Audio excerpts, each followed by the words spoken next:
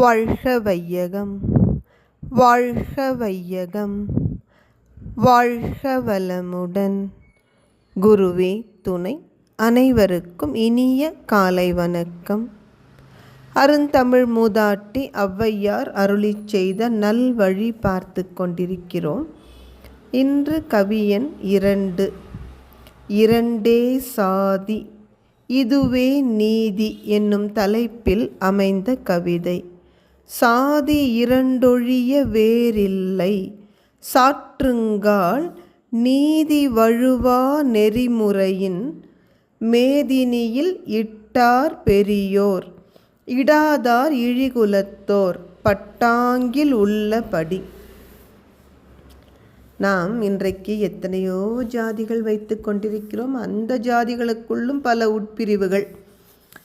ஆனால் அவை பாட்டி 2 ஜாதி தான் சொல்கிறாங்க. ஆண் பெண் என்று கூட அவங்க 2ஆக பிரிக்கலை. மெய் நூல்களில் உள்ளபடி. பட்டாங்கு என்றால் மெய் நூல். தத்துவத்தை சொல்கின்ற நூல்களைத்தான் எப்பொழுதுமே ஒரு ரெஃபரன்ஸ்க்கு எடுப்போம்னு சொல்லுவோம் இல்லைங்களா? அப்படி ரெஃபரன்ஸ்க்கு எடுக்கும் பொழுது அது மேன்மையானதாக இருக்கணும். அப்படிப்பட்ட மேன்மையான மெய் நூல்களில் சொன்னபடி நாம் ஜாதியை பிரிக்கணும்னா அது என்னன்னா, ஒன்று கொடுப்பவர்கள், மற்றொன்று கொடுக்காதவர்கள். இவ்வளவுதான். நீதி மறவாத நல்வழியில் முறைப்படி நடந்து பிறருக்கு கொடுப்பவர்கள். அது ரொம்ப முக்கியம். பாருங்கள், கொடுக்கறதும் நம்ம சொல்லுவோம் இல்லையா, கடை தேங்காயை எடுத்து வழிப்பிள்ளையாருக்கு உடைக்கிறது. அப்படி கொடுக்கறதெல்லாம் கொடுக்குற லிஸ்ட்லேயே சேர்த்துக்கிறது இல்லை. அதே போல் அதர்ம நெறியில் பணம் சம்பாரித்து லஞ்சம் வாங்கி நிறைய பணம் சேர்த்து அதை இந்த பக்கம் குழந்தைங்களுக்கு படிப்புக்கு ஃபீஸ் கட்டுறது அல்லது அன்னதானம் பண்ணுறது, இதையெல்லாம் நம்ம பெரியவங்க ஒரு நாளும் ஒத்துக்கிறது இல்லை.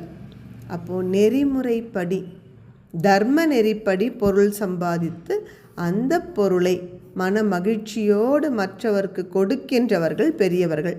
அப்படி கொடுக்காதவர்கள் தாழ்குலத்தவர்கள். 2 குலம்தான்.